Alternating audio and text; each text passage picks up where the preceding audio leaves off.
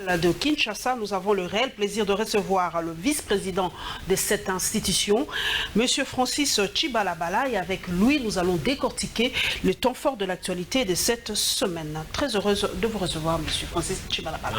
Précision, il est de l'UDPS. Voilà. Les portes sont encore ouvertes aux gens de l'UDPS. Les gens qui disent que les gens de l'UDPS ne viennent pas à Info 7, voilà. Je reçois encore quelqu'un de l'UDPS. Nous recevons tout le monde ici à Congo Web Télévision. Francis Tchibalabala, vice-président de l'Assemblée provinciale de Kinshasa. Les internautes ont été vraiment heureux de savoir que je vais vous accueillir et beaucoup de questions fusées par rapport à cette institution. D'abord, je commence, charité bien ordonnée, par le cas de Mike Mukibai. Qu'est-ce qui se passe avec Mike Mukibai? Comment dire, la punition, si je peux me permettre, continue toujours? Une année de suspension et de privation de salaire? Bon, moi je crois que bon, je n'aime pas trop parler de ces cas parce que je sais que le média, les journalistes et tout le monde en avait fait une affaire personnelle et je voulais vraiment pas trop en parler, mais puisque vous me posez la question, je suis obligé quand même d'éclairer l'opinion. La sanction à ces jours est irrévocable. Irrévocable pourquoi? Parce qu'il a été sanctionné par la première décision, il avait introduit son recours et après examen de celui-ci, le bureau a estimé qu'il fallait confirmer la exclusion temporaire d'une année avec privation de ses émoluments. Donc la sanction est vraiment irrévocable, à moins que la justice... Donc, voilà. Donc pendant une année, Mike Mukibai ne siégera pas à l'Assemblée provinciale de Kinshasa et ne toucherait pas ses émoluments. Un autre cas aussi, il faut préciser, toujours par rapport à Mike Mukibai, vous savez, le nouveau ministre des Affaires foncières, Molindo Sakombi, a porté plainte contre notre ex-confrère Mike Mukibai parce qu'il a dit qu'il y a trop d'injures, imputations dommageables. Il a dit qu'il a plus ou moins 40 vidéos sur le net et partout où Mike Mukibai ne fait que l'enfoncer. Et il a dit que c'est trop cette fois-ci. Et il a demandé à l'Assemblée provinciale, dès la rentrée parlementaire, de lever l'immunité de Mike Mukibai. Mais nous allons y rester par rapport à la gestion de l'Assemblée provinciale avant de prendre le tout premier sujet. Maurice Gigandou, notre directeur de programme, accordez-moi une minute. Est-ce qu'on vous reproche, vous, de l'Assemblée provinciale, en fait le bureau de l'Assemblée provinciale, une certaine lourdeur? Vous n'avez pas encore innové et les gens disent que non, vous justifiez en disant que non, nous avons trouvé trop de dettes à l'Assemblée provinciale de Kinshasa, le temps de régler toutes ces dettes et nous allons innover. Est-ce vrai? Est-ce que vous avez trouvé des dettes à l'Assemblée provinciale? Moi je crois que ce sont nos détracteurs qui les disent parce que l'opinion quinoise, l'opinion nationale, c'est que l'Assemblée provinciale actuelle est vraiment en train d'abattre un travail de qualité, un travail vraiment éléphantesque. Comme vous le savez, déjà à partir du moment où nos pouvoirs ont été validés, on a procédé aux interpellations, on a voté des édits, on a mis sur pied des commissions chargées d'enquêter sur la gestion de la ville de Kinshasa. Il y a des rapports qui sont là, etc. Il y a même certains mandataires des services publics régis de la ville de Kinshasa qui sont actuellement en justice, à la disposition de la justice. Donc on ne peut pas dire que l'Assemblée est en train d'accuser une certaine lourdeur. Ce sont nos détracteurs tout simplement. Nous sommes en train de travailler calmement. Ce n'est pas un problème de moyens qui nous bloque parce que nous avons notre dotation que nous recevons mensuellement. Et il y a plusieurs lignes budgétaires qui reprennent les différentes dépenses qu'on engage mensuellement. Donc on n'a pas un problème de moyens qui se pose. Donc nous avons la politique, le moyen de notre politique. Nous sommes en train de travailler convenablement. Est-ce qu'il n'y a pas acharnement par rapport aux membres de l'ancien bureau? Quelques minutes. Il n'y a pas acharnement? Non. Non, il n'y a pas acharnement. Nous faisons notre travail sans état d'âme. Nous sommes l'Assemblée provinciale. Il est de notre droit, ou en tant que député d'ailleurs, c'est notre devoir naturellement d'enquêter ou de travailler ou de mettre sur pied des commissions qui auront pour mission d'enquêter sur la gestion et de l'Assemblée provinciale et de la ville de Kinshasa. Si c'est révélé que certains membres du bureau sortant ont des casseroles embarrassantes, on ne doit pas nous reprocher, nous, le fait pour nous de faire notre travail. Le tout premier dossier, mesdames et messieurs, nous allons parler de la publication du gouvernement. Ce gouvernement tant attendu a été publié cette semaine et nous avons tendu notre micro, comme à l'accoutumée, à cette population quinoise qui nous suit chaque jour pour que cette population nous donne leur point de vue. Tout premier dossier, Guy Lukoki, s'il vous plaît.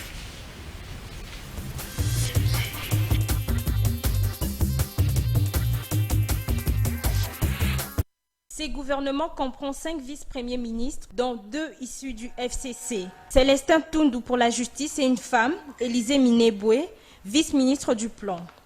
Les finances et la défense reviennent aussi au FCC, signalant la présence dans l'exécutif central de quelques visages familiers. Azarias Rouberois, ministre de la décentralisation et réformes institutionnelles. Steve Mbikaï, ministre des Actions humanitaires et solidarité nationale. Thomas Louaka, ministre de l'ESU, ainsi qu'Amos Mbayo, ministre de Sport et Loisirs. 76,9% des ministres ne l'ont jamais été auparavant, parmi lesquels nous citons Pius Mwabilou, ministre de l'Urbanisme et Habitat, et les ministres de la Communication et Médias, David Jolino Makelele. Pour ce qui est de la proportion entre hommes et femmes, 80% des hommes sont nommés contre 17%. Un faible pourcentage équilibré par l'importance des portefeuilles qui ont été attribués aux femmes. À l'instar de Marie Toumbanzeza, membre de l'UDPS, qui a été désigné chef de la diplomatie congolaise, les 26 provinces de la RDC sont représentées.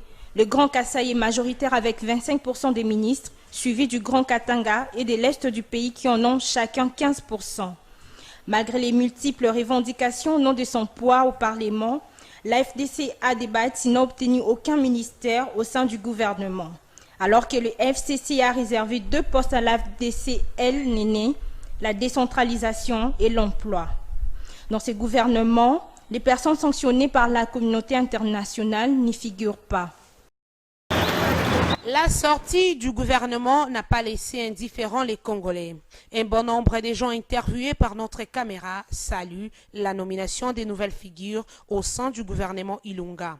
Ils ont également applaudi la participation des femmes. Tosepeli ndenge basali changement balongoli bato nyonso ya kala bati bato asika mais ezala esengo mingi bato ya sika pe bazala makambo ya sika balongola makambo ya kala. Oye ba corruption banini tout ça en tout cas vraiment on est il faut gouvernement tout le monde na gouvernement sikao ba jeune pe ba koti il y a les mamans et tout bambula ebele ba gouvernement le ka marque la marque tout le monde ta représentant na biso moko te mais na ndenge lelo tata mokondi Fatia kanisi biso na mama Irene wabimi. Ces Quinois demandent aux nouveaux membres du gouvernement de travailler pour le bien-être des Congolais. Qu'ils puissent prendre les choses au sérieux et savoir comment servir la population, au lieu de servir leur propre ventre. Le plan financier, parce qu'ici les gens souffrent. Hein? Maintenant on dit on n'a pas d'argent. Hein? Mais vraiment si les nouvelles figures nous font du bien, ça va aussi. Premièrement, le dollar, puis bien. Fonctionnaire. Bien normalement. Pour rappel, la sortie du nouveau gouvernement est intervenue 7 mois après l'investiture du nouveau président de la République démocratique du Congo, Félix Antoine Tshisekedi.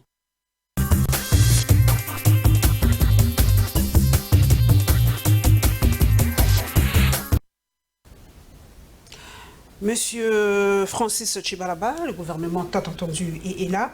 Est-ce que pour vous, il y a eu un réel renouvellement de la classe politique, surtout dans nos gouvernements?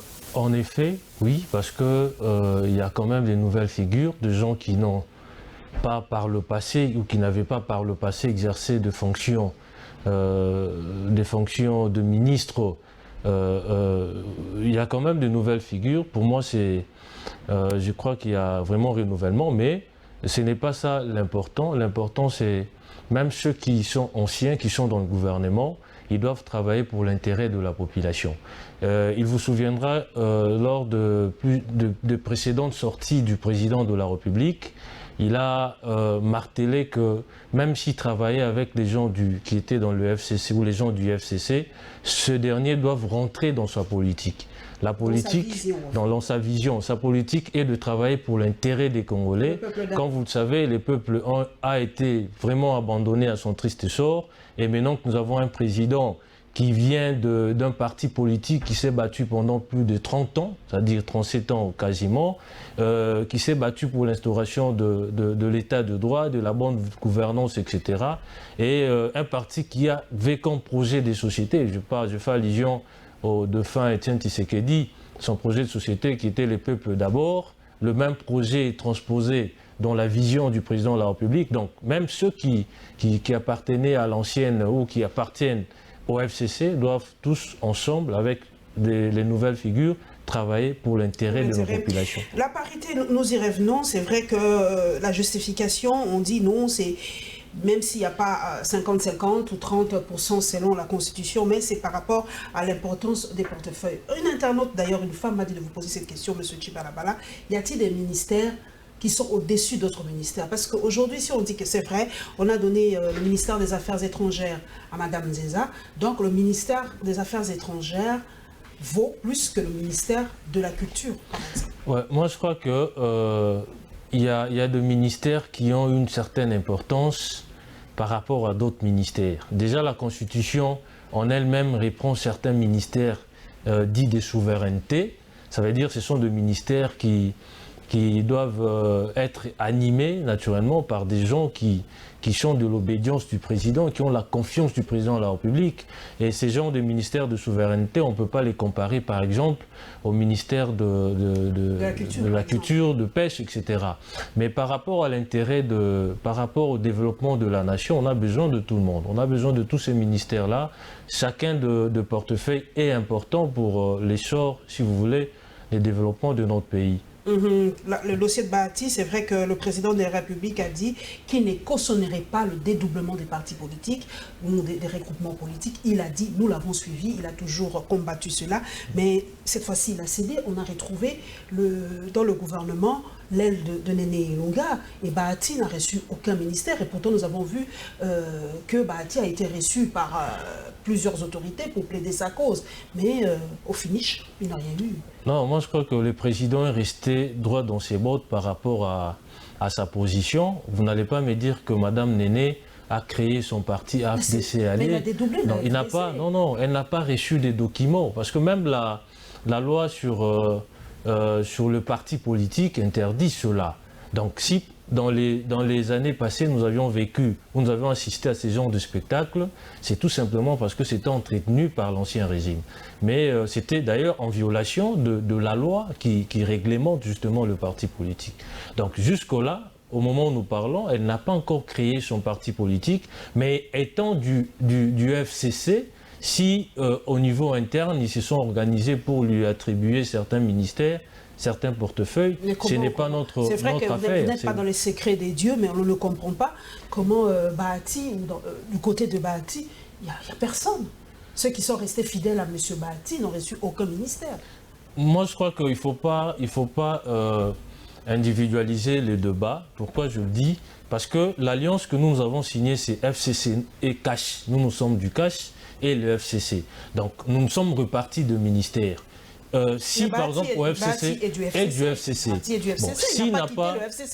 s'il n'est pas en odeur de sainteté avec leur autorité morale, ce n'est pas notre problème. Nous, on a envoyé la liste des ministres au président de la République. Donc, vous nous dites que l'autorité morale du FCC a pesé de tout son poids pour que Bahati ne se retrouve pas dans le gouvernement. Ce n'est pas ce que j'ai dit. Mais en tant qu'autorité morale, c'est lui qui organise cette plateforme politique. Voilà, donc il a le loisir de désigner qui il veut. D'ailleurs, on ne peut pas entrer, c'est une cuisine interne, on ne peut pas... Une cuisine interne, mais qui a des implications, parce que vous êtes partenaire, comme on dit. Et on a vu que le président, en fait, l'ex-président ou l'ancien président a rappelé auprès de lui les nouveaux ministres. Est-ce que vous ne pensez pas que Joseph Kabila est trop présent dans l'espace politique actuel? Il est toujours là, parce que quand on fait une petite comparaison, c'est vrai que quand d'anciens présidents quittent leur fonction, on le sent presque plus dans la gestion quotidienne de la vie politique, ça se voit ailleurs. On n'a pas donné des exemples, parce que moi je vois mal Chirac ou Sarkozy s'impliquer dans la gestion quotidienne des affaires de Macron. Mais aujourd'hui, on a l'impression que Joseph Kabila, quand il siffle, permettez l'expression, ou quand il démontre quelque chose, il l'obtient.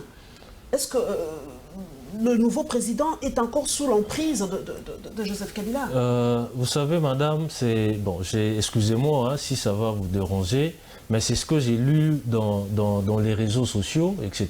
Des gens parfois font une lecture dénaturée de la réalité politique.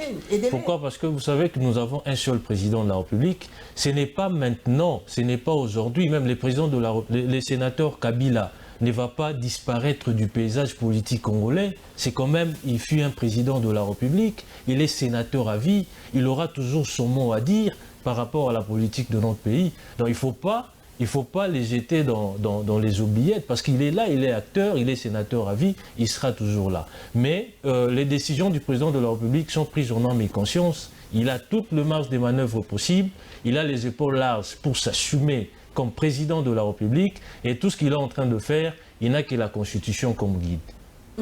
Nous prenons le deuxième sujet, mesdames et messieurs, nous y restons toujours dans, dans ce thème de la sortie de gouvernement.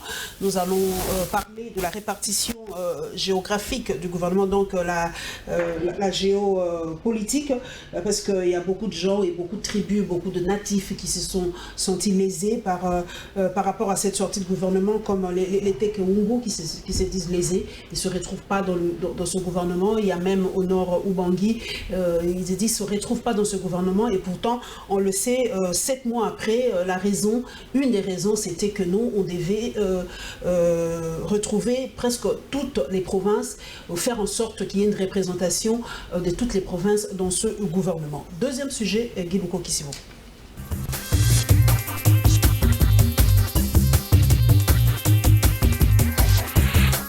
66 membres, voilà l'effectif du gouvernement Ilukamba. L'ordonnance signée par le chef de l'État reprend 5 vice-premiers ministres. Il s'agit de Gilbert Kankonde qui s'est vu confier l'intérieur. Célestin Tundaya Kassende, justice et garde-sceaux. Le ministère du budget revient à Jean Baudouin Maillot. Élisée Minembwe est au plan. Les infrastructures et travaux publics ont été donnés à Willy Ngopos. L'exécutif central compte également 10 ministres d'État. Nous avons notamment Marine Toumbanzenza aux affaires étrangères. Eustache Mouanzi, par exemple, va s'occuper des ressources hydrauliques et électricité. Il y a aussi des revenants, pour ne pas dire rescapés, dans ce gouvernement, à l'instar d'Azaria Sourouberois. Ce dernier est ministre d'État en charge de la décentralisation et réforme institutionnelles. Autant Willy Bakonga, promoteur des écoles Madame Les Sévigné, à qui l'on a confié l'enseignement primaire, secondaire et technique. L'ordonnance en question reprend 31 ministres. Pius Mwabilou et à l'urbanisme et habitat, Je connais les Congo, Thomas Louaka va quant à lui découvrir l'enseignement supérieur et universitaire, et son collègue très contesté par l'AFDC et alliés, Steve Mbikai, et à l'action humanitaire. Ilunga Ilunkamba a prévu aussi 3 ministres délégués. Ils sont à la défense, à l'intérieur et aux affaires sociales. 17 vice-ministres sont repris dans cette ordonnance, notamment Germain Kambinga. L'ancien cadre du MLC devenu centriste et à la formation professionnelle, arts et métiers. Nous, communauté Tekeungu autochtone de la ville-province de Kinshasa, réunis ce jour, après publication du gouvernement du Premier ministre Ilunga Ilunkamba, dénonçons ce qui suit. 1. La ville-province de Kinshasa en tant que province n'est pas représentée dans ce gouvernement. 2. La marginalisation du peuple autochtone Tekeungu de ce gouvernement crée une frustration et viole les prescrits de l'article 90 alinéa 3 de notre constitution qui stipule que la composition du gouvernement tient compte de la représentativité nationale. 3. La communauté Tekeungu invite le président de la République, chef de l'État et garant de la nation, à réparer ce préjudice qui risque d'entraîner des conséquences fâcheuses. 4. La communauté Tekeungu refuse d'être les Palestiniens de la RDC car le Dieu de nos ancêtres ne cautionnera pas éternellement cette injustice. Enfin, La communauté Teke Umbu se réserve le droit d'envisager d'autres actions susceptibles de la remettre dans ses droits, à l'instar des autres provinces.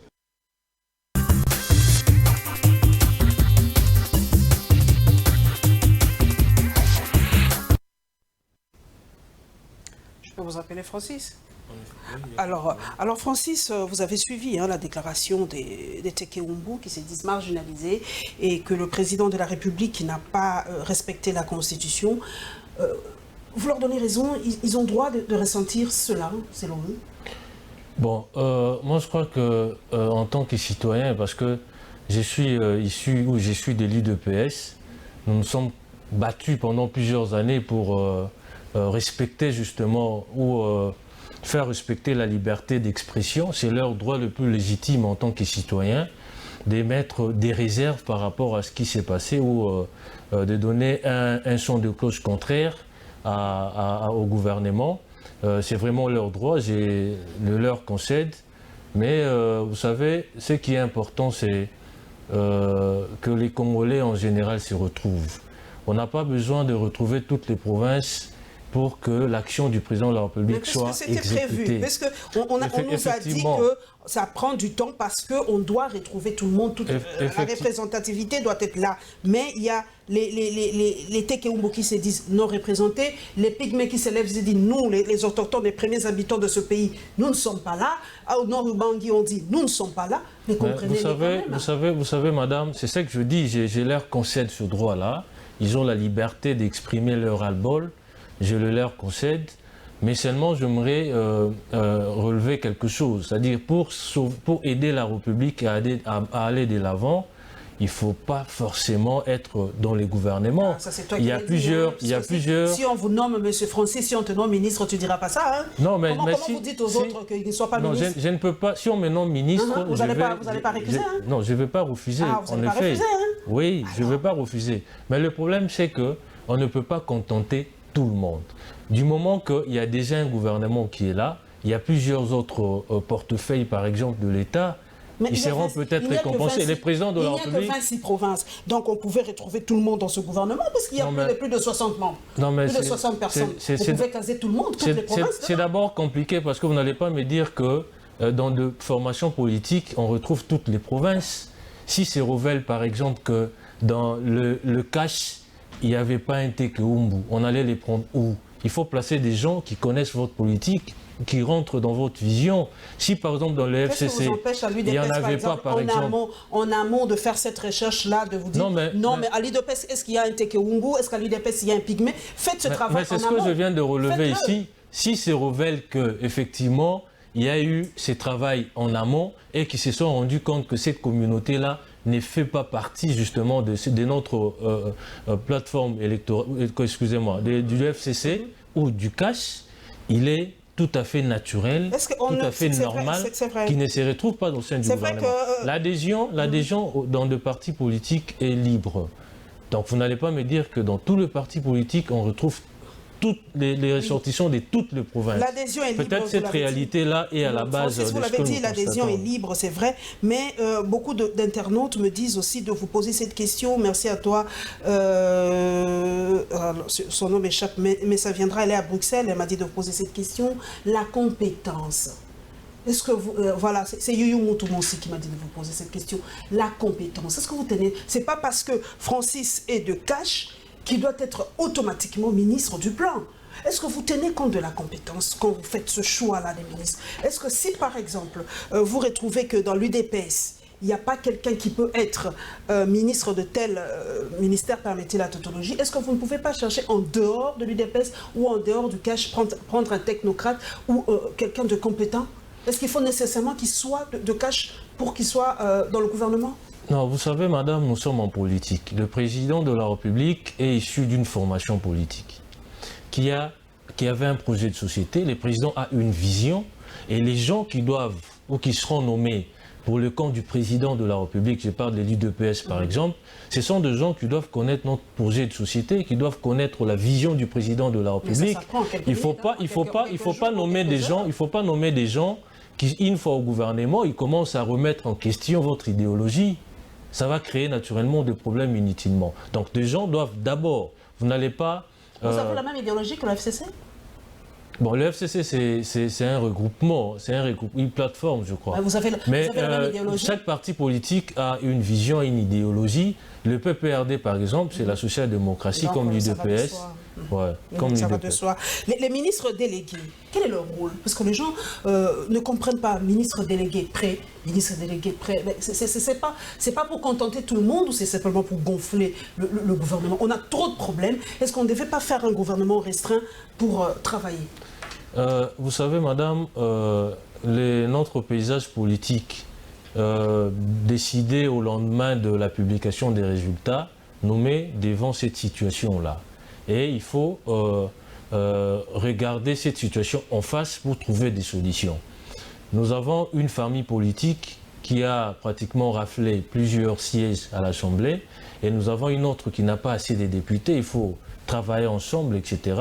Et pour travailler ensemble, chaque regroupement politique a en son sein plusieurs partis politiques. Donc, on essaye quand même de trouver une juste mesure pour qu'il n'y ait pas trop de mécontents, parce que là, nous sommes en train de vouloir... D'ailleurs, j'ai suivi Kabouya qui a dit qu'on doit contenter presque tout le monde. Je l'ai suivi au siège de votre parti. Il a dit, prenez patience, on va contenter tout le monde, parce que vous avez fait 37 ans de lutte. Mais il y a un autre fait dans les réseaux sociaux. On ne peut pas s'en passer des réseaux sociaux. Ouais. Aujourd'hui, on a l'impression que quand on vous nomme ministre, avec ce phénomène de mettre de la poudre sur la tête. C'est la première fois que je vois ça. Je ne sais pas si ça se faisait. En tout cas, sous mon père, je n'ai jamais vu ça. Est-ce qu'être ministre aujourd'hui, c'est remporter quoi? Une tombola, remporter un jackpot, ou c'est être au service de... Parce que moi, je me vois mal qu'on nomme, je ne sais pas, prenons Francis Tchibalaba, ministre, et on vient vous photographier avec de la poudre sur la tête, comme si vous avez gagné au loto. Est-ce qu'être ministre, c'est ça, au fait? C'est ça, le message que vous voulez faire passer aux gens? Bon, moi, je n'aborde pas les choses comme vous, excusez-moi, madame. Je vous en prie, c'est ça, la liberté. Personnellement, je me dis c'est quand même un honneur, parce que sur plus de 60 millions de Congolais, on trie sur le volet, vous êtes parmi ceux qui font partie de l'équipe gouvernementale. Je crois que c'est quand même quelque chose de considérable qu'il faut naturellement célébrer. Mais de l'autre côté, nous, par exemple, à l'UDPS, on dit toujours que être cadre, ce n'est pas un privilège. C'est une charge. Ça veut dire que les ministres doivent comprendre. S'ils sont dans la logique des ministres précédents et qu'une fois au gouvernement, vous allez vous mettre plein le poche, vous allez vous taper des maisons, des immeubles, etc. Ils doivent comprendre que ces gouvernements, c'est un gouvernement d'action. C'est un gouvernement qui doit relever les défis qui se présentent parce que nous savons tous l'état dans lequel notre République se trouve. Donc ils doivent travailler pour l'intérêt du Congo, pour l'intérêt des Congolais, et non aller au gouvernement pour se remplir le poche. Là, je crois, le président de la République, il va prendre ses responsabilités en tant que président. Donc, je ne trouve pas d'inconvénient que cela soit célébré, mais il ne faut pas se mettre dans la tête qu'on va au gouvernement pour s'enrichir. On y va pour travailler pour le Congo. Nous prenons un autre point de vue, un autre sujet, mesdames et messieurs. Là, nous allons aller vers les partis politiques, vous le savez. Martin Fayoulou a rebaptisé l'ensemble Dynamique Vérité des Urnes.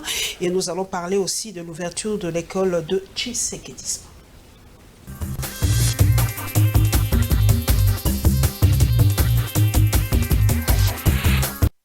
La dynamique de l'opposition vient de se transformer en dynamique de la vérité des urnes. Pourquoi ce changement? Martin Fayoulou Madidi explique. Le peuple veut montrer que c'est lui qui est souverain et nous devons suivre le peuple.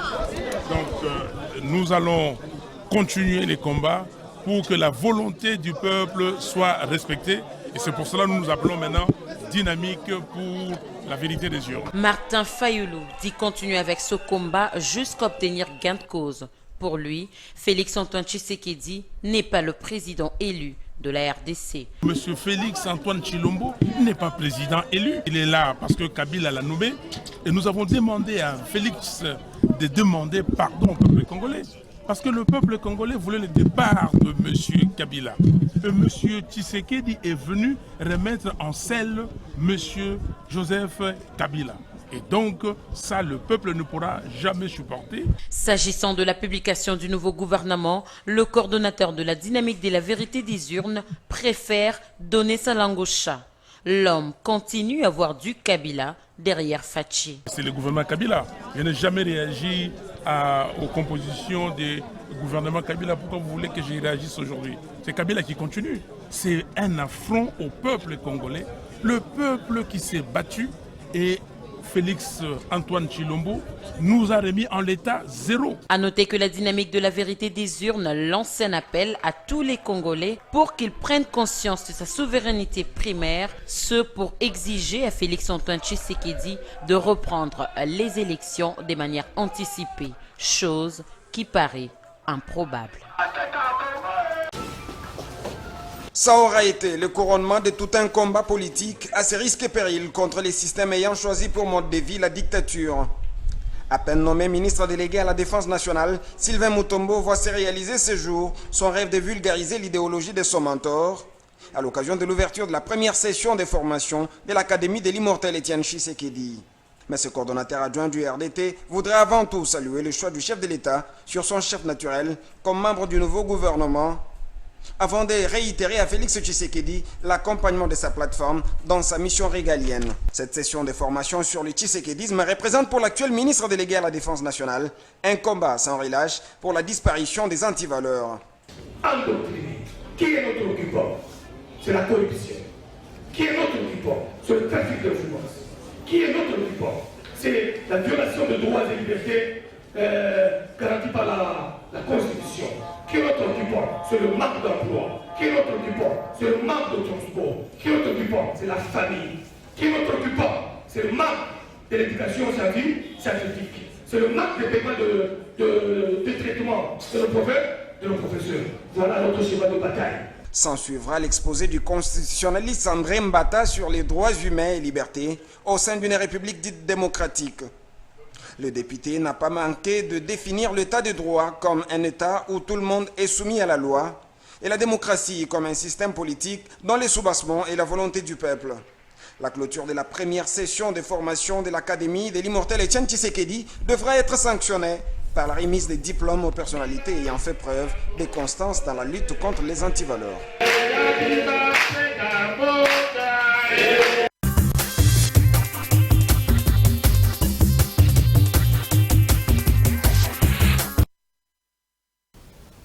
Francis, vous avez suivi Martin Fayulu qui continue toujours avec son éternel combat de la vérité des urnes. Mais moi, je vous pose une question quand même assez directe. Est-ce que Étienne Tshisekedi, s'il était vivant ou s'il était élu président de la République, aurait travaillé avec Joseph Kabila?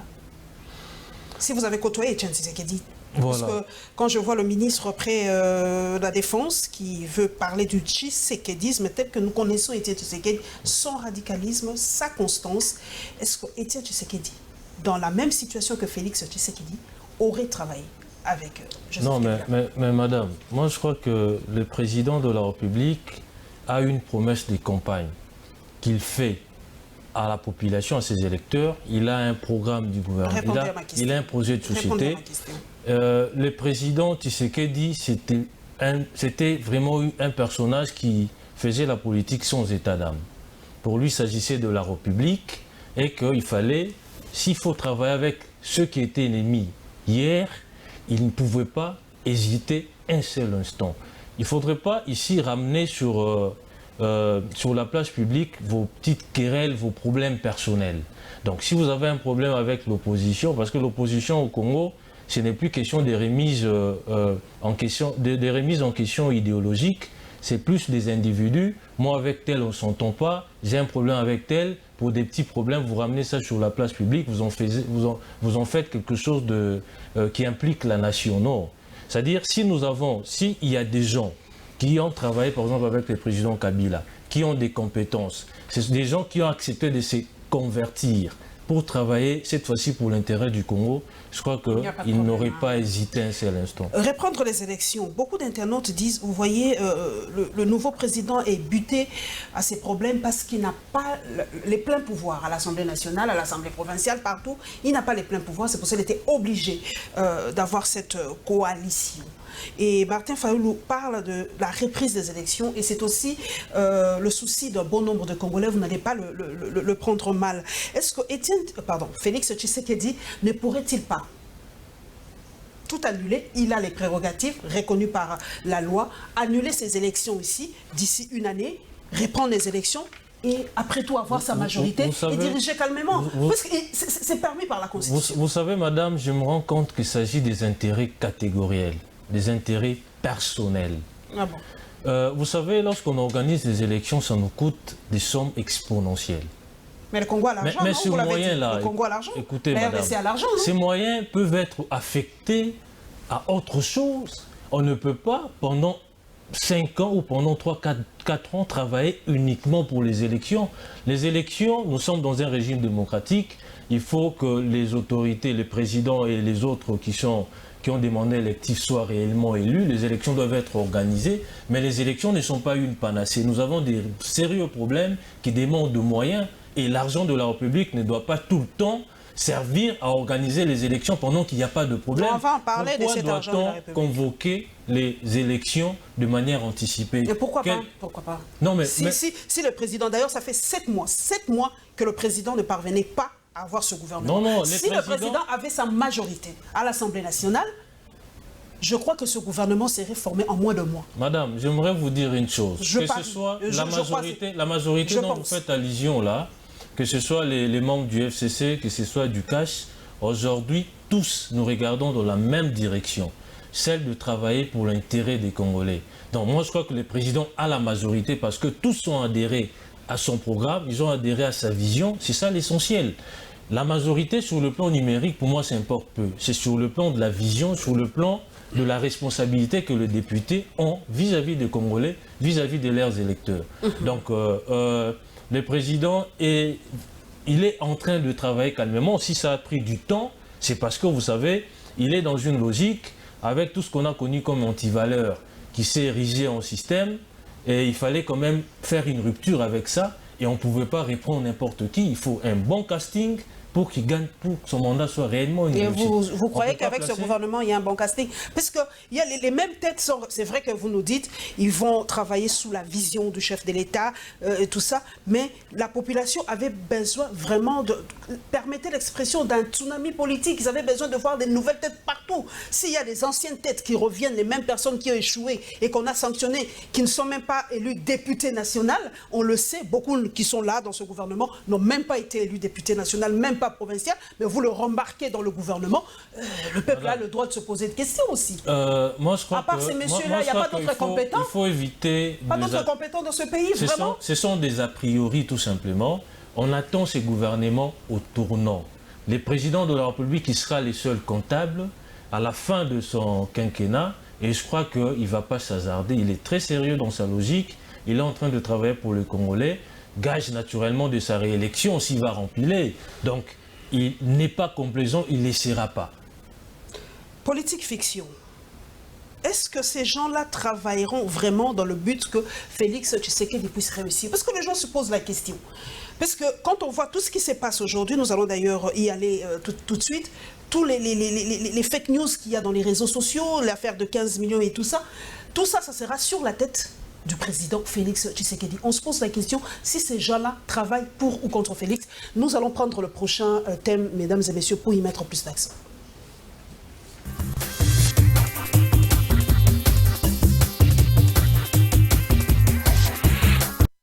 C'est autour de midi que Félix Tshisekedi a foulé le sol japonais. Accompagné de son épouse Denise Nyakeru Tshisekedi, le chef de l'État congolais a été accueilli à l'aéroport par la délégation congolaise conduite par Maître Eberon de Kolongele, son directeur de cabinet adjoint et Didier Ramazani, ambassadeur de la RDC au Japon. Ensuite, le cortège s'est dirigé vers le lieu d'hébergement du couple présidentiel congolais. Ici, Félix Tshisekedi et son épouse ont été chaleureusement accueillis par la diaspora congolaise du Japon. Quelque temps après, le premier citoyen congolais a reçu en audience le président de l'agence de financement du ministère de l'économie et de l'industrie du gouvernement japonais. Au sortir de cet échange, cette agence se dit prête à accompagner le gouvernement Ilunga Ilunkamba.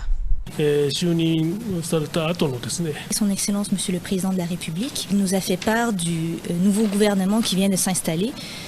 C'est ainsi qu'il nous a parlé du secteur minier qui est à développer. Donc nous avons parlé et échangé par rapport à cette passion de faire développer le pays et aussi de façon pragmatique quoi faire pour faire changer le pays. Grâce à nos facilités, par exemple, à faire une cartographie minière en utilisant notre centre qui est au Botswana. Nous allons faire tous nos efforts pour avoir des communications concrètes et pouvoir agir en conséquence.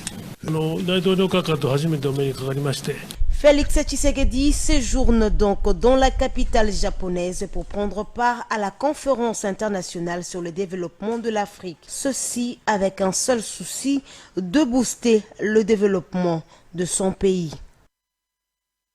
Alors qu'il était cité dans une affaire de disparition de 15 millions de dollars américains, Vital Kamerhe interdit la mission de contrôle de l'inspection générale des finances. Les directeurs de cabinet du chef de l'État demandent à l'inspection générale des finances de mettre fin à toutes ces missions de contrôle de la gestion des finances publiques. Dans un courrier du 24 août dernier, il a signifié au ministre des Finances que ce courrier est une réponse à sa demande d'une séance de travail avec les directeurs des trésors et d'ordonnancement et l'inspecteur général des finances. Il a indiqué que le président de la République et lui-même n'avaient jamais autorisé une quelconque mission de contrôle. L'inspection générale des finances étant placée sous l'autorité de la présidente de la République, cette fameuse mission de contrôle est nulle et de nul effet, a-t-il indiqué. Pourtant, un autre document attribué à l'ANER avait circulé dans les réseaux sociaux faisant état d'une saisine de l'inspecteur général des finances pour auditer tous les ministres du gouvernement Tshibala dans les sorties des fonds publics depuis l'avènement de Félix Tshisekedi à la tête du pays. L'ANER aurait-elle agi sans l'autorisation de sa hiérarchie? La question restait pendante.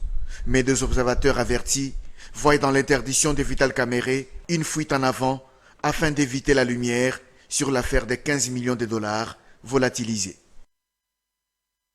Il y a eu même des menaces concernant mon intégrité, celle de ma famille, de mes enfants. Qui a formulé ces menaces contre vous? C'est un des collaborateurs du conseil spécial. Mais ils ne se sont pas arrêtés là. Ils sont venus à l'inspection générale des finances avec 4 types de policiers et ils ont pratiquement molesté même quelques personnes sur place. Ils ont amené aussi un des inspecteurs qui était sur place. Je suis vraiment étonné de voir que les choses se passent de cette manière. Vous avez l'impression de gêner ou que le travail que vous avez fait dérange? Le collaborateur dont j'ai parlé tantôt là m'a dit que mon travail dérangeait. Déranger qui? Ça, moi, je ne sais pas. Hein. Déranger peut-être les autorités. Vous allez continuer à faire votre travail aujourd'hui, Victor Batoubanga? Ce service dépend directement du chef de l'État. Malheureusement, tout ceci est arrivé pendant qu'il était absent. Je pense que je pourrais m'adresser à lui pour qu'il puisse quand même prendre toutes les dispositions pour que, et moi et tous mes collaborateurs, nous puissions travailler en toute sécurité. Dès son retour, je vais chercher à le rencontrer.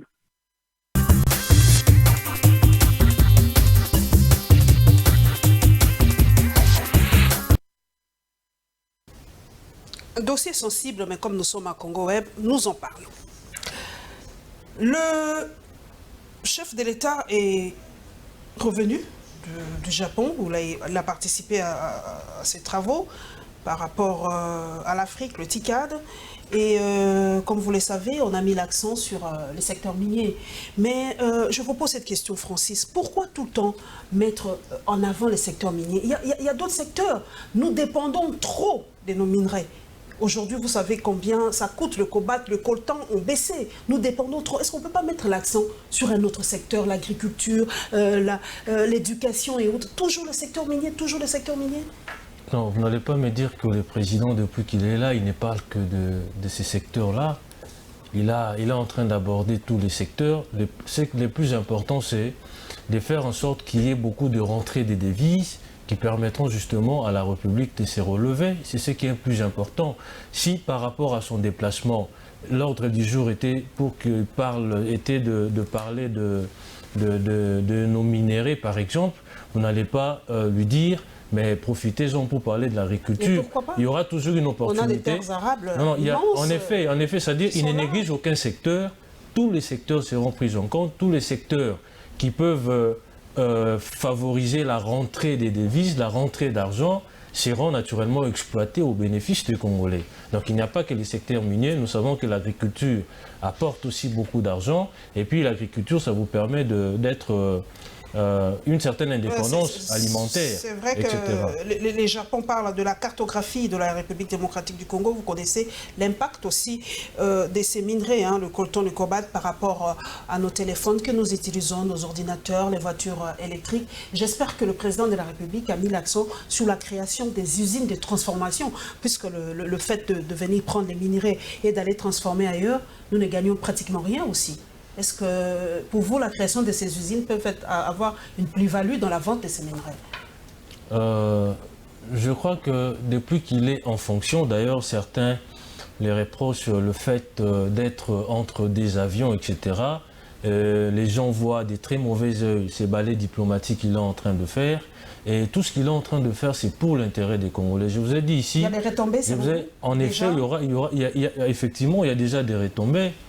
Ce n'est pas à votre première année, à la première année de votre mandat, vous acceptez qu'il y ait l'école primaire gratuite. Ce n'est pas facile, ça va demander beaucoup d'argent pour ça. Et d'ailleurs, en dehors de ça, il y a des travaux. Le syndicat est en train de demander qu'on postpose la rentrée d'une semaine pour qu'ils voient clair dans cette histoire de gratuité. Mais vous savez que... C'est une information que j'ai lue sur Actualité. Mais vous savez que nos parents aujourd'hui étaient tellement rançonnés dans les années passées, ils payaient de frais qui n'étaient même pas repris dans aucune décision, il y avait des impositions, etc. Nos parents étaient tellement chargés que ces gens-là qui en tiraient profit ne peuvent pas être contents qu'il y ait gratuité de l'enseignement. Ils ne seront jamais contents, ils vont toujours exprimer leur désapprobation par rapport à cette manière de faire. Donc toutes les décisions qui sont prises, ça crée des contents, ça crée aussi des mécontents. Les réformes, c'est toujours cela.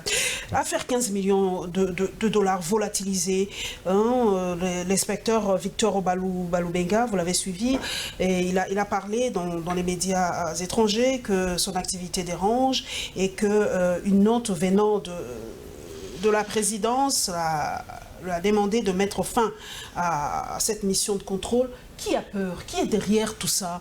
Qui ne veut pas qu'on contrôle? Parce que s'il n'y a rien, on n'a rien à cacher.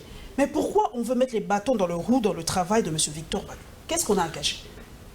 Bon, madame, moi je crois que le président de la République, parce que je reviens plus sur lui, parce que c'est lui qui... Ah oui, c'est lui qui portera le chapeau, parce que quand il y a des détournements comme ça, quand l'argent se volatilise, moi je l'ai suivi, c'est le président qui laisse faire. J'avais d'ailleurs pris part à ces forums-là qui a parlé sur la corruption, les détournements des deniers publics.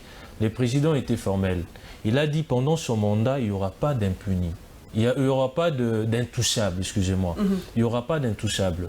Donc que ce soit les directeurs de cabinet, que ce soit le ministre, que ce soit le bourgmestre, tout celui qui aura détourné l'argent de l'État, il va en répondre devant la justice. Il a même renseigné en disant qu'il mettra le magistrat, le juge dans des conditions optimales pour qu'il rende une bonne justice. Donc le président est très formel par rapport à cela. Même si il y a eu une certaine interdiction de la part des autorités à l'endroit de la mission qui est en train ou des inspecteurs qui sont en train de... Pourtant, l'ANER avait proposé cela. Mais je crois que du moment que le président est dans cette logique-là... Vous êtes sûr que les têtes vont tomber dans ce dossier de 15 millions de dollars? Moi, je suis très convaincu. Parce qu'il a lui-même dit... Parce que vous savez, la parole d'un président de la République, c'est comme une parole d'évangile. C'est les premiers d'entre nous, il ne peut pas dire de choses et c'est des dire après. Même donc, si c'est la tête de Vital Kamere, est-ce qu'il va tomber? Il a dit qu'il n'y aura pas d'intouchable. Donc, vous savez, il faut faire le parallèle entre les relations amicales, les relations familiales et les relations professionnelles. Nous sommes en train de parler de l'État, nous sommes en train de parler de la gestion de la chose publique. Et le Congo n'appartient pas à un individu ou à un groupe d'individus. Le Congo nous appartient à nous tous. Vous ne pouvez pas vous arroger le pouvoir de mettre la main sur nos richesses de manière impunie. Et les présidents de la République, vous savez, nous, UDPS, nous avons critiqué tous les régimes qui se sont succédés. Faisons du coq à l'âne. Et nous devons Francis, faisons du coq à l'âne, puisque l'idée va m'échapper. Le cas de Moukoko, c'est comment ça, le fils Moukoko. Parce que vous avez dit que vous, à l'UDPS, pas d'impunité, pas de tout ça, n'importe qui. Mais Fils Moukoko, quand je vois son combat là, c'est ce qu'il dit. Il voulait faire une marche contre la corruption, contre la gabégie, contre la bonne gouvernance. Mais c'est vous, l'UDPS, qui l'avez arrêté, qui avez tout fait pour que cette marche-là n'ait pas lieu et que vous l'avez coffré. Est-ce que Fils Moukoko vous fait peur à l'UDPS? Je ne comprends pas, parce que c'est la même chose. Vous parlez de la même chose, mais quand il s'agit de Fils Moukoko, vous avez peur, vous l'arrêtez. Je ne comprends pas, parce que c'est la même chose. Je ne vois même pas... Qu'est-ce que Fils Moukoko a dit de mal pour qu'aujourd'hui ils subissent tout ça? C'est du coq à l'âne, parce que vous parlez de l'UDPS, j'y reviens, parce que j'ai vu cette semaine qu'on l'a arrêté. Pourquoi? Parce qu'il a voulu marcher contre la corruption, contre l'impunité, contre tout ça. Vous savez, madame, nous sommes dans une république. Hein. Ce n'est pas une république bananière. Fils Moukoko, en tant que citoyen, a le loisir d'organiser une marche. Mais il doit en informer l'autorité. Est-ce que l'autorité... Nous sommes sous un régime d'information, rien n'a en effet, mais l'autorité doit prendre des dispositions. Je me rappelle quand vous étiez à l'opposition, c'est ce que vous nous ressortiez. Effectivement, vous êtes sous un régime d'information. Aujourd'hui, vous êtes au pouvoir, vous changez de mots. Non, non, je n'ai pas... Sous un régime d'information. En effet, je n'ai pas changé des mots. Seulement, je suis en train de dire ceci. L'autorité doit prendre des dispositions sécuritaires pour encadrer les manifestants. Si l'autorité se rend compte qu'il sera débordé, il se rend compte qu'il n'y aura pas moyen qu'il puisse encadrer le manifestant. Il faut relever une chose, madame. La liberté... Il est revenu, comment il s'appelle, le président, je me rappelle, lors de la campagne, il y avait des milliers de gens. La police a encadré. Et seulement pour Fils Moukoko, la police n'y arriverait pas. Je n'ai pas dit ça. Je n'ai pas dit ça. Je suis dans des hypothèses. Je ne suis pas, monsieur le gouverneur. Si le gouverneur a estimé que non, il ne peut pas encadrer la marche de ce n'était pas possible que cette marche ait lieu ces jours-là, je crois qu'en tant que numéro 1, en tant qu'exécutif, il sait pourquoi, il en connaît les raisons. Mais monsieur dont vous citez les noms, il est membre de l'UDPS, mais il est toujours dans l'UDPS, il n'a jamais quitté. Son combat ne tranche pas avec les combats que nous avons toujours menés. Pourquoi vous lui menez la vie dure? Non, mais personne ne lui mène la vie dure. On lui a tendu la tête, vous avez vu les images, quand même. Madame, lorsque des jeunes gens se retrouvent quelque part, ils se font de choses, ça n'engage pas le parti. Est-ce que des gens qui ont fait ce genre de choses à Fils Moukoko, ils ont reçu mandat de la part du parti? Ils sont qui à l'UDPS? Donc on ne peut pas ici... S'il y a n'importe qui à l'UDPS, c'est encore grave. Hein? On ne peut pas ici accuser la hiérarchie du parti comme si elle était impliquée dans ces choses. Donc il y a eu des choses qui ont été faites, ça ne concerne pas l'UDPS. Revenons les 15 millions par rapport à l'impunité. Le chef de l'État est revenu du Japon. D'ailleurs, l'ambassadeur du Japon, M. Didier Ramazani, a des casseroles impossibles. Nous avons suivi sur les nets qu'il aurait, moi je mets dans le conditionnel, qu'il aurait vendu... l'ambassade de la République démocratique du Japon, de la RDC au Japon, qu'il aurait vendu, et qu'il est vraiment dans des mafias. Et quand on parle de lui, il fait appel aux Yakuza. Je ne sais pas si vous connaissez les Yakuza, ce sont les criminels japonais et tout ça, mais j'espère que le chef de l'État va tenir compte aussi de cela, changer aussi un peu dans ce secteur des ambassades, hein.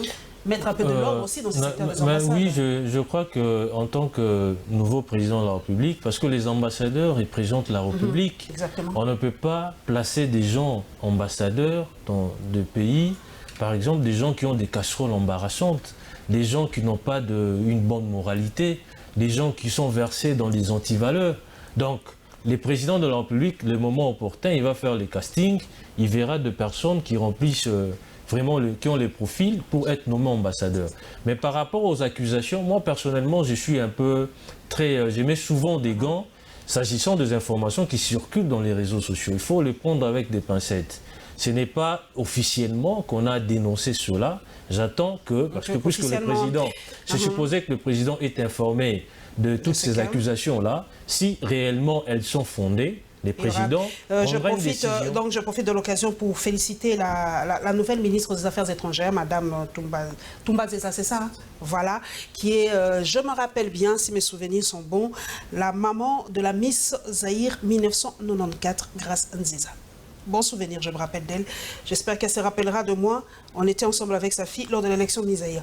Donc, revenons dans cette histoire de compétences, parce que moi, j'y reviens encore par rapport aux femmes. On va parler des compétences, j'y reviens par rapport au choix des ambassadeurs, parce que quand on voit ce qui se passe dans les ambassades, Francis, j'y reviens parce que je martèle, je crois que cette fois-ci, on aura vraiment des bons ambassadeurs pour vendre un peu bien l'image de la République démocratique du Congo. C'est vrai que vous dites ce qui se passe dans les réseaux sociaux, on doit prendre ça avec des pincettes, mais ce n'est pas toujours faux, hein, parce que les gens sont sur place, les gens filment, les gens nous balancent, parce qu'aujourd'hui, c'est presque le canal par lequel nous avons aussi des informations par rapport à Didier Ramazani, par exemple, nous avons ces informations-là. Donc, fuite en avant, selon vous de Vital Kamerhe, nous y revenons, 15 millions, c'est quand même beaucoup d'argent, hein, 15 millions de dollars. Est-ce que Vital Kamerhe a interdit cela par peur, fuite en avant et tout ça, dit non, je ne veux pas de contrôle, alors arrêtons là. Et il menace les inspecteurs des finances dans ce pays. Bon, moi je ne peux pas, parce que quand j'ai suivi l'inspecteur, on lui a posé la question si ces menaces proviendraient de qui. Il a dit des autorités, sans nommer clairement de qui ces menaces proviendraient. Donc je ne peux pas citer directement le directeur de cabinet du président de la République, mais seulement j'aimerais vous rassurer sur votre plateau que pendant les quinquennats du président de la République, il n'y aura pas d'intouchable, il n'y aura pas d'impunité, ça je vous rassure. Moi je suis parmi ceux qui peuvent quand même témoigner. Moi, je suis député provincial. Je me rappelle le jour de l'élection des sénateurs, avec toutes les accusations qu'il y avait contre les députés IDPS, mais le président de la République était très remonté. Il a dit, mais moi, je suis de l'IDPS, je ne peux pas cautionner que les gens qui sont de l'IDPS puissent tromper dans la corruption, par exemple. Il était très remonté. Donc, c'est pour dire que si déjà, au niveau en interne, il est en train de sanctionner, par rapport à ces antivaleurs, par rapport à ces attitudes qu'on doit tous abandonner, je crois que sur le plan de la République aussi, il va le faire sans état d'âme, avec beaucoup de facilité. Donc ce n'est pas une fuite en avant parce que le président est là. Si le président trouve opportune de continuer cette enquête, il va le dire. Notre président n'est pas des œufs, il va le dire. Mais à la présidence de la République, il y a trop d'histoires de sortie de fonds. Il y a tout le temps des factures, il y a tout le temps des histoires d'argent bizarres à la présidence. Et les internautes, comme j'avais dit que je recevais quelqu'un quand même de l'UDPS, qui est à l'Assemblée provinciale de Kinshasa, tout ça, est-ce qu'on ne pouvait pas demander, je ne sais pas, c'est peut-être une suggestion des internautes, que le président de la République jette un coup d'œil dans son cabinet, et s'il y a moyen de renouveler ce cabinet, qu'on renouvelle, puisqu'il y a trop d'histoires d'argent, comment on appelle ce trafic d'influence, des conseillers de la présidence. Il y a des gens qui se plaignent que les voitures de la présidence sont vues à Capella, là où on fait les ngoulous, les voitures de la présidence sont vues partout dans la République, à travers la ville de Kinshasa. Il y a je ne sais pas comment on dit, on dirait qu'il n'y a pas une autorité sur ces conseillers de la République. Ils font n'importe quoi à la présidence de la République. Est-ce que le chef de l'État ne peut pas regarder un peu qui sont autour de lui? Parce qu'il n'y a pas que les mauvais conseillers, il n'y a pas de mauvais troupes, il n'y a que des mauvais chefs. Donc tout retombera sur le chef de l'État. Vous savez, madame, moi personnellement, en tant qu'avocat, je me réserve toujours de faire des déclarations l'emporte-pièce. Je n'aime pas les sensationnels, ce que j'appelle les spectacles. Il y a des gens qui s'adonnent au spectacle, qui relaient des informations qui ne sont pas fondées. Mais si ce que vous dites est authentique, le président de la République ne restera pas insensible par rapport à cela. Puisque c'est son image qui est très mal vendue. Très mal vendue, je crois qu'il va remettre de l'ordre. Mais il vous souviendra, je crois, le mois passé, il avait réuni son cabinet. Il était très remonté. Il a frappé du poing sur la table. C'est un président qui aime les gens, c'est un président qui n'est pas trop répressif, mais s'agissant des valeurs, il ne concède pas. Il ne transige pas s'agissant des valeurs. Là où il faut frapper, il le fait. Là où il faut la carotte, il le fait aussi. Donc, le président de la République est très formel par rapport à ces genres de comportements. Et je crois que si vraiment c'est authentique, il va remettre de l'ordre dans la maison. Parce que c'est lui le président, il est certes vrai que c'est son cabinet, il y a un chef de cabinet, mais en tant que président, en tant que numéro 1, il doit quand même remettre de l'ordre. Nous allons parler maintenant, nous allons aller au Congo central. Nous allons parler de la Mimi nationale. Qui ne connaît pas aujourd'hui Mimi? En tout cas, cette histoire a défrayé la chronique depuis quelques jours déjà. Et d'ailleurs, tout dernièrement, hein, les députés FCC, ou pas les députés, mais les cadres du FCC ont carrément demandé la démission du gouverneur et de son vice-gouverneur dans le tandem. Les Né-Congo se disent touchés dans leur fonds propres et se disent nous sommes la province de la pudeur, la province voilà, vous comprenez un peu.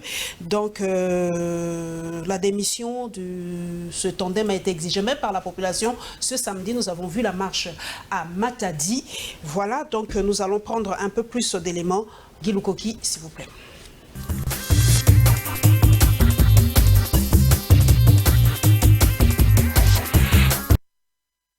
Certains Né-Congo, particulièrement quelques habitants des Lukula, appelleraient le gouverneur du Congo central à la démission. Ceux-ci estiment que le gouverneur Atou Matubwana est l'intégrateur de ces coups montés contre son adjoint. Mais pour la ministre provinciale de l'Agriculture du Congo central, c'est à l'Assemblée provinciale de trancher cette affaire. Moi, je pense que le vice-gouverneur et le gouverneur, ce sont des élus quand même. Ils ont été élus. Moi, je pense que l'Assemblée provinciale, normalement, qui devrait prendre le débat pour résoudre ces problèmes. Pourtant, dans les réseaux sociaux, une information circule sur l'arrestation de la présumée victime, Mimi Mouïta. Mais elle-même dit être libre. Et pourquoi je serai aux arrêts? Parce que je suis victime. Oui, mais en tant que victime, effectivement, je ne peux que faire commentaire quand la justice sera d'abord prononcera son verdict. En dépit de cette liberté, la ministre provinciale de l'Agriculture du Congo central, Pauline Viboudulu, estime que l'assistant du gouverneur doit être sévèrement puni. Moi, je pense que la dame là doit être punie parce qu'il a quand même gâché, fauché, ridiculisé, humilié les Né-Congo. Ouais. Le Né-Congo, quand même, c'est un peuple qui est vraiment respectueux. Et vraiment, le sexe, c'est vraiment un tabou pour un Né-Congo. Donc, je pense que la dame là doit être punie. Il doit être puni sévèrement. Il a humilié le gouvernement provincial, il a humilié le Né-Congo. Notons qu'il y a eu une forte mobilisation des habitants du bas-fleuve à Matadi pour exiger la punition de la présumée victime Mimi Mouïta ainsi que ses complices. Une marche de protestation était même prévue. Enfin, nous avons évoqué ce qui est à la une. Les erreurs, c'est humain. Mais persévérer, c'est ça qui est diabolique. Comme serviteurs de Dieu, nous disons, quelqu'un qui s'est trompé, qui se mette debout, qu'il aille de l'avant et qui fasse un effort pour ne plus retomber. Et c'est un message qui s'adresse non seulement à une personne, mais à tous nos frères et sœurs de la province. Nous regrettons, il faut le dire, le manque de professionnalisme qui a été affiché de la part des services de sécurité et de la police. Quiconque, même un condamné à mort, a droit à être respecté. Et du coup, c'est à eux que revient la responsabilité de tout ce que nous sommes en train de vivre. Parce qu'ils ont très mal géré les dossiers. Alors, au-delà de tout ça, nous avons terminé en disant, nous, serviteurs de Dieu, nous prions pour que les uns et les autres soient dans la paix, dans l'unité, dans l'entente.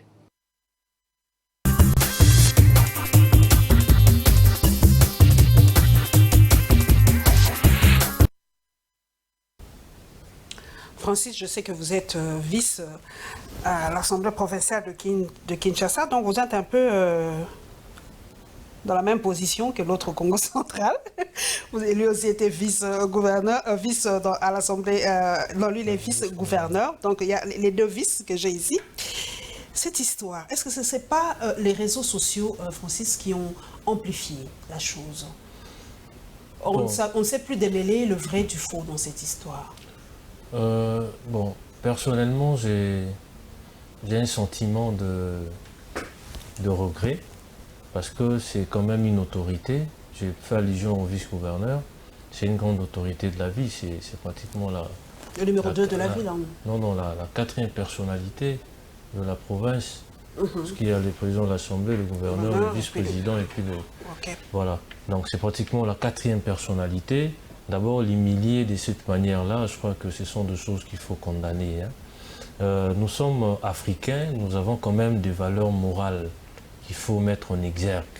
On ne peut pas exposer la nudité d'un parent comme ça dans les réseaux sociaux, sur la place publique. C'est un père de famille, il a des enfants, même nos enfants à nous, ils ne sont pas à l'abri de ces images. Quelle est la leçon que nos enfants vont retenir de ces spectacles désolants? Je crois que ce sont des choses qu'il faut vraiment condamner, mais aussi j'aimerais que ça serve de leçon aux politiques. Ils doivent savoir qu'à tout moment, on peut leur tendre des guet-apens. Ah, Francis, je ne vais pas vous voir sur les réseaux sociaux. En effet, je suis politique et c'est ça que j'ai toujours dit, il faut tirer des leçons. Nous avons tiré des leçons de ce spectacle désolant. Et je crois que les politiques doivent considérer que c'est sérieux. C'est vraiment sérieux, il faut éviter ce genre de choses. C'est vrai que la Mimi a été sanctionnée. S'agissant de relations, elle a été... en fait, on l'a virée du gouvernorat, on l'a excommuniée de l'église kimbanguiste, donc elle a été sévèrement punie. Et aujourd'hui, la population et même les députés du Congo demandent le départ du ticket gouverneur-vice-gouverneur. Est-ce qu'on n'en fait pas un peu trop? Parce que si les deux se sont réconciliés, on a vu les images et tout ça, est-ce qu'on ne peut pas, comme l'a dit les prêtres, pardonner et les laisser travailler? Ou c'est comme eux-mêmes, les Congos disent, nous sommes la province de Louzitou, on nous a humiliés et tout ça, donc ils doivent partir. Bon, le radicalisme de côté. Moi, je ne sais pas c'est à quel degré de la population. Les gouverneurs sont élus par les députés provinciaux, les députés sont élus par la population. Et si cette population qui a donné mandat aux grands électeurs, que nous sommes les députés provinciaux, trouve que ce ticket doit tomber, je crois qu'il faut accéder quand même à l'ère desiderata. Vous savez, il y a aussi de la moralité qui compte aussi. Dans la vie politique. La population estimait qu'elle est vraiment... elle a été humiliée par rapport à ces images et que l'image de la province est très mal vendue par rapport à ce qui s'est passé. Vraiment, c'est vraiment son droit. Mais de l'autre côté, j'aimerais aussi suggérer peut-être à cette population de savoir pardonner. C'est un premier coup d'essai et s'il arrive à récidiver, je crois qu'il faut les sanctionner, qu'on le laisse travailler pour qu'il n'y ait pas de problèmes inutiles. Les Congos ont besoin de décoller. On n'a pas besoin d'entrer dans des considérations qui sont purement morales pour bloquer la machine. On a besoin d'évoluer, on a besoin de travailler. Et je crois que, étant donné que c'est un ticket qui a été présenté... La dame, c'est vrai qu'elle a été peinte sous vraiment c'est très très très mauvais jour, mais elle parlait, je reprends un peu ces mots, elle parlait du harcèlement. C'est vrai que les femmes sont beaucoup harcelées et peu en parle. Le harcèlement des femmes, c'est un sujet presque tabou. Beaucoup de femmes sont harcelées dans les milieux de travail, là où ils sont et tout ça, et beaucoup de femmes n'en parlent pas. Alors aujourd'hui, c'est peut-être une nouvelle. Comment le dossier évolue. Aujourd'hui, on ne parle pas de viol, aujourd'hui dans ce dossier du Congo central, mais on parle de guet-apens, parce qu'on dit que la dame avait tendu un guet-apens. Elle a dit qu'elle avait fait ça pour prouver que le monsieur était en train de le harceler. Non, donc il y a trop de méli-mélo dans cette affaire. Ce n'est pas un argument qui tienne, parce qu'en tant qu'avocat, je ne peux pas accepter cela sans me faire une propre opinion. Comment une femme peut démontrer, vous êtes avocat, je vous prends sous cet angle-là, comment une femme peut démontrer qu'elle est harcelée? Non, mais elle a aider les femmes là. Comment les femmes peuvent faire pour démontrer elle a plusieurs manières de le faire. Oui. Elle a plusieurs manières de le faire. Elle peut par exemple mettre sur écoute la personne qui l'harcèle, elle peut dénoncer, elle peut, s'il y a des écrits, ce sont des preuves qu'elle peut exploiter en justice. Donc ce n'est pas tendre un guet-apens, vous organisez avec... D'ailleurs, les viols ne pouvaient même pas être retenus parce que les gouverneurs ne s'est pas introduit dans cette maison-là sans qu'il y ait les consentements. Et puis le fait pour elle de filmer, ça prouve qu'il y a eu déjà une relation consentante. Bon, je n'ai pas vu les images personnellement parce que je n'aime pas trop visionner ce genre de choses. Mais je ne sais pas s'ils sont passés à l'acte, mais s'ils n'étaient pas passés à l'acte... Ils étaient déjà passés à l'acte. Voilà, donc c'était vraiment consentant. Et surtout que d'après des gens qui m'ont rapporté, il y avait même des gens qui étaient là, qui étaient déjà dans la maison. Dans la maison avant je suppose que c'était vraiment une relation consentante, elle avait consenti, mais derrière elle avait d'autres idées pour exposer le gouverneur, pour peut-être le mettre en porte-à-faux avec la justice. Malheureusement, son coup a échoué. Et il y a eu autant de répercussions. Son coup a échoué, donc c'est elle maintenant qui en sort perdante. Donc là aussi, nous déconseillons de femmes qui ont justement la manie de faire ce genre de choses. Ce n'est pas intéressant de commencer à faire sauter les hommes, etc. Si vous trouvez que vous ne voulez pas de cette relation-là, vous avez le loisir de dire non et d'arrêter complètement. Au lieu de... Et surtout, les femmes, vous devez connaître vos droits, vous pouvez dénoncer tout ça, mais pas humilier quelqu'un comme ça, comme l'a fait la dame. Nous allons terminer par cette polémique qui prend de l'ampleur. Qui est grand prêtre en République démocratique du Congo? En tout cas, pas Francis Tchibalabala, je l'ai trouvé très sympathique. Et nous allons terminer enfin par l'atelier de la voix des sans-voix.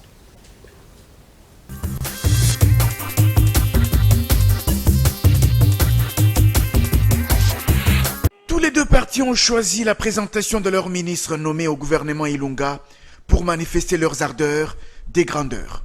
La grandeur, c'est à chercher à l'établir entre Félix Tshisekedi et Joseph Kabila. Le premier, c'est Emmanuel Ramazani Shadari devant les cadres du PPRD. Finalement, vous êtes excellent, faux et archi-faux. Grand prêtre Azakaka Moko Kabiso. Grand prêtre Azali Kaka président Kabila. Sa communication visait peut-être à calmer les ardeurs des ambitions démesurées des ministres PPRD nommés au gouvernement. Mais seulement voilà, Jean-Marc Kabound s'est senti titillé. Répond du berger à la bergère, le président par intérim de l'UDPS recadre son partenaire du PPRD. C'est Tshisekedi, le grand prêtre. Ceux qui sont grand prêtre, Bazana Mokoyo, Félix Tshisekedi, grand prêtre, il y a pas grand prêtre. Grand prêtre. L'expression fait allusion ici à celui qui dirige. C'est lui qui a le dernier mot. Jean-Marc Kabound semble avoir raison de l'appliquer au président de la République. Mais la polémique qui s'en est suivie a pour conséquence de chercher à établir qui est grand entre Joseph Kabila et Félix Tshisekedi. L'on se souviendra que les deux partenaires politiques œuvrent dans une difficile coalition au pouvoir avec un gouvernement qualifié des budgétivores par la Mouka. La grandeur entre les deux pourrait conduire à un bras de fer entre les ministres FCC et Cash. Ceux du FCC chercheraient à retourner l'ascenseur à Joseph Kabila et ceux de Cash feraient le contraire. Pourtant, chercher à retourner l'ascenseur à Joseph Kabila, c'est ajouter de l'eau au moulin de la coalition Lamouka qui a toujours taxé Félix Tshisekedi de président marionnette. Cash ne voudra pas l'entendre de cette oreille et le pays perdrait dans ce bras de fer. C'est dire qu'Emmanuel Ramazani Shadari n'a fait qu'allumer le feu dans sa communication. Grand prêtre Azali Kaka président Kabila. Cet atelier est organisé dans le cadre du réseau service civil pour la paix soutenu par l'ONG Pain pour le monde, un service protestant pour le développement. La Voix des Sans-Voix souhaite que la ville de Kinshasa soit dans la paix et la non-violence. L'atelier a visé donc les objectifs relatifs à l'échange avec des jeunes de communes de Ngaliema et de Njili sur les violations des droits de l'homme, avec un accent particulier sur les violences les plus commises dans leurs milieux respectifs. L'atelier a également cherché à outiller ces jeunes en matière de monitoring des violations des droits humains en général et le monitoring des violences en particulier. 31 participants sélectionnés, dont les structures des jeunes des communes d'Ndjili et Ngaliema, ont suivi avec assiduité les échanges et débats sur les principales phases et les principes qui guident la réalisation d'un monitoring des violences dans la ville de Kinshasa. On nous a aussi montré les étapes du monitoring. Il y en a plusieurs, mais pendant ces 2 jours, on n'a vu que 3. On a parlé de l'enquête, on nous a parlé du but de l'enquête. L'enquête a pour but pour la vérification et aussi pour la documentation. Après avoir mené les enquêtes, Après avoir rédigé notre rapport, nous n'allons pas les laisser dans nos tiroirs. Nous devons les remettre aux autorités afin de trouver une solution aux problèmes pour lesquels nous avons enquêté. Ces groupes de jeunes vont constituer des noyaux qui se chargeront de sensibiliser la population sur la lutte contre les violences les plus commises dans la ville de Kinshasa.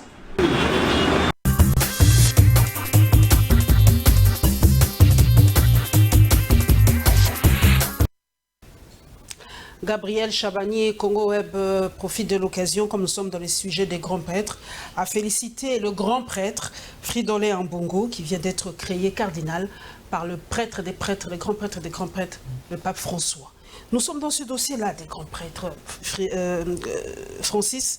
C'est quand même assez décevant, moi je trouve personnellement, c'est mon point de vue et j'assume, que les politiques congolais soient tirés vers le bas, comme ça. C'est quoi ces histoires des grands prêtres aujourd'hui? Au lieu de parler économie, au lieu de parler santé, au lieu de parler médias, au lieu de parler développement, on nous parle des grands prêtres. C'est quoi ces histoires? C'est comme ça que vous les politiques, vous parlez à vos gens? C'est quand même décevant, Francis.